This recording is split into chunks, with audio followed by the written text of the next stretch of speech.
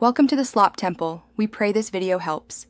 You begin by looping the wrap around your thumb and laying the anchor against the back of the hand. Wrap the wrist 2 to 3 tight but comfortable turns to build a stable base. This supports the wrist through impact. Once done, run the wrap diagonally up toward the base of the fingers to lock the wrist angle.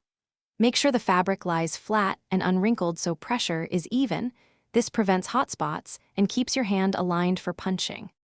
You now focus on knuckle protection and finger spacing.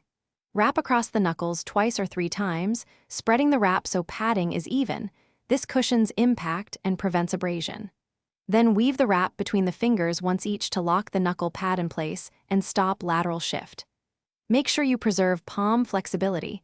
Test by making a fist and adjust tension so fingers still move freely. Tight knuckle coverage with a flexible palm gives balanced protection and power transfer. You finish by winding back toward the wrist, layering over your initial base and fastening the Velcro securely. Tuck any tail under the last wrap to prevent snagging.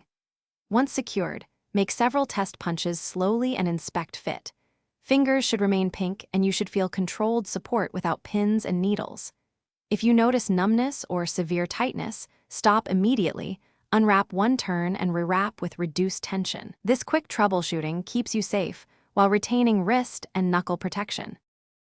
Thanks for watching. Consider subscribing if we helped you.